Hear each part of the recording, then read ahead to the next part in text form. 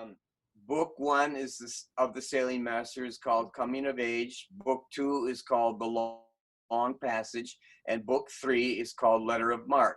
They are all published separately, but they all kind of one right after another. You can read one and then two and then three, and you will follow the story.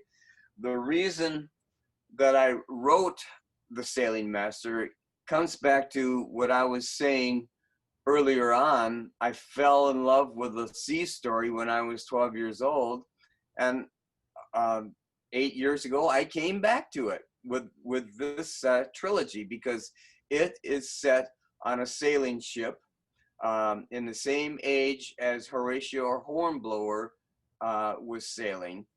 That time period is 1798, and the story goes on from there.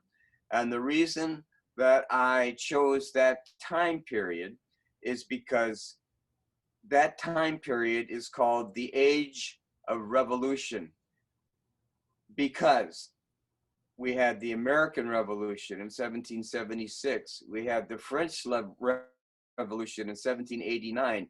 All along, the Industrial Revolution is happening.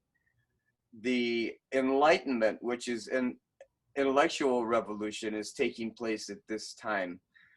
The sea is opening up because the people were beginning to navigate better. They could find their way over the ocean. And all of these elements are coming together pretty much at the same time in the life of my main character, whose name is Owen Harriot. And Owen Harriot, the book one begins when he is 12 years old, and he has had a family tragedy.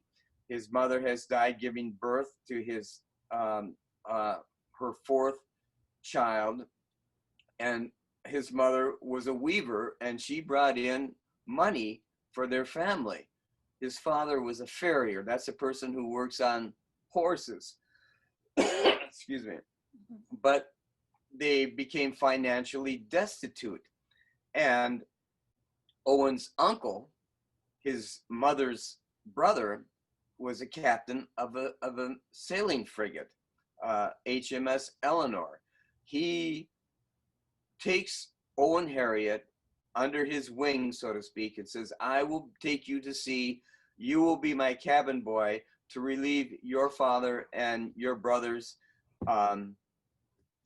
of their financial burden. And that's basically where the story begins. The most important element in my opinion, is your main character. You have to have a character that you believe, that you know, that speaks to you. It's hard for me to describe what I mean by speaks to you, but an example is, if I'm writing a sentence that Owen Harriot is saying, if something in my mind says, no, Owen Harriot would not say that, then I don't write that, because I know that character well enough. And what I have learned through the years as a writer is, if you have a strong character that you can believe in, excuse me, then your readers will believe it too. They might not like the character, but they will believe the character. And the way you do that, at least for me, is you have to observe what's going on around you in your world. Listen to what people are saying. Watch what they're doing. How are they interacting with each other? How are they reacting to things that are happening to them? What are their facial expressions? How are they moving their hands? And you have to, for me, and I think most writers and all artists really, you have to observe. You have to observe your world. And to observe your world, you have to be in it. And 2 times, writing has saved my life. Okay. The first time was when I was of college age. We're talking about 1968 or so. The Vietnam War was raging, and young American men were being drafted against their will to go fight in Southeast Asia. Maybe they wanted to, maybe they didn't, but they had no choice. They were being drafted. Yeah. Unless they could have some kind of deferment. The kind of deferment that I had was called a student deferment because I was in college. And the reason that I was in college was because I knew how to write. Yeah. And so my writing ability kept me in college and kept me from being drafted by, I could keep my deferment. But here's the thing, my G, I was doing very well in college. I was going to graduate. And guess what? The war was still going. And so I knew that if I graduated from college, I was going to get drafted anyway. So I quit college when I had 3 months left of school. And I lost my deferment, and I was drafted, and I was sent to Vietnam anyway. You do have to have talent. And talent is something given to us. It's a gift. Yeah. We do not go out and buy talent. We do not beg for it. It's a gift from our Creator. And we all have talents. Some of us have writing talent, some of us musical talent, some of us mathematical talent. It's all something that is a gift to us. And we have to learn, first we have to recognize it, and then we have to make some decisions. And once you make a decision, let's say as a writer, then you can make some other choices. When I was young, 20 years old and starting to be a writer, I did not want to be influenced by anybody. I did not want anybody to tell me how to write or say, you have to go out and make friends with a publisher or an agent. I said, no.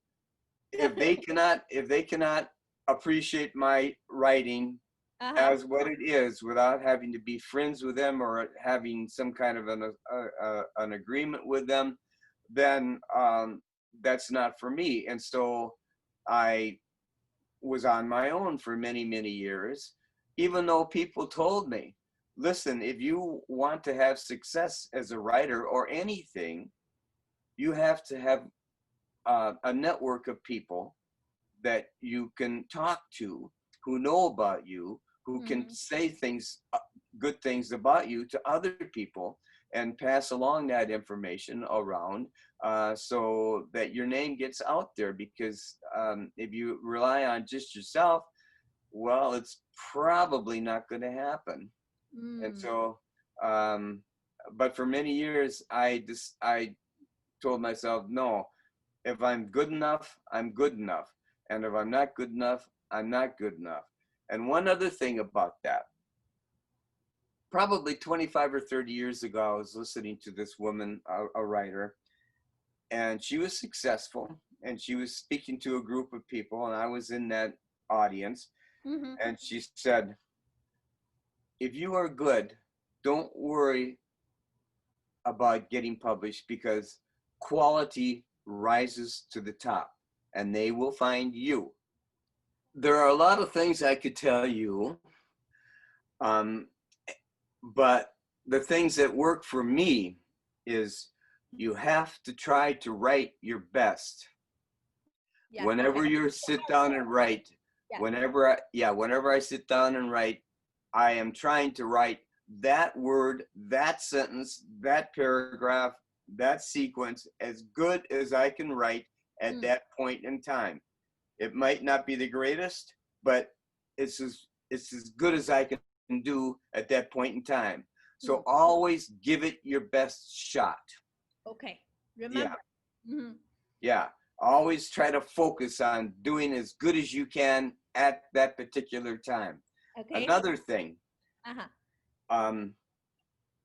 before you, I think you're getting to a point in your age where you can use this because you're young, but you're not that young. I'm 44.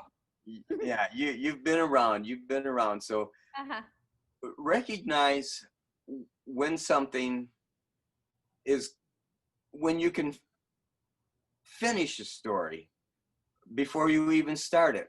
Because a lot of people, especially young people, they write a story, they start a story, they get halfway through it or whatever, and then they drop it. Yeah. And then they go on to something else. That's Yeah. very, yeah, big thing. They go on to another story. And Yeah. so they end up having a lot of half-finished stories, Oh, and they have not learned how to finish a story. And how to finish a story, finishing the story is the hardest thing to do. yeah. So what are you writing now and what come next? Well, I'm writing book 4 of the Sailing Master. The title is called Saint Helena. Saint Helena, and the time period is 1821. 1820. So 1821. And the Napoleonic Wars are over. The Age of Revolution is winding down. Mhm. Napoleon was exiled to the island of St. Helena. He was captured and surrendered at Waterloo in 1815, and he was sent to the island of St. Helena, which is right up there in the middle of the Atlantic Ocean. It's 1,500 miles from anywhere, and that's where they said, this is where you will stay until the end of your life. And that's where he did die in 1821. And that's where this story begins, with our main character, Owen Harriot, who is sent there on his ship to record and witness the actual death of Napoleon Bonaparte. Except, does he really die? And that's what the story is. That's where the story begins. I think I'll be done writing the story by the end of this year, and I will submit it to my publisher, Shipwrecked Books. They're in southeast Minnesota. They're a local publisher. Tom Driscoll is the man's name, and he has an independent publishing house in a little town called Rushford, which is near Winona. Hopefully he will want to see it, and hopefully he will like it. He's published the first 3, and he might want this one. And then, so if everything works, it'll be out next year sometime. Not early, but maybe by the middle of the year. Wow. Yeah, and after that,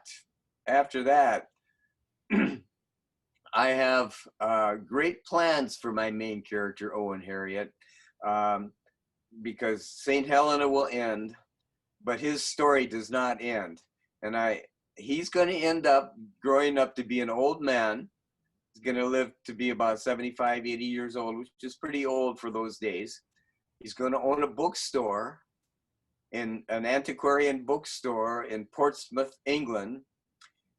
And he has his wife from many years ago taking care of the house, and they both take care of the bookstore. And Owen has found this easy chair. It's a nice, comfortable chair that's sitting next to a nice window on the second story, that he can look out over the bay. And whenever he sits in it, he has an interesting experience. It's always different. But whenever he sits in that specific chair, something happens.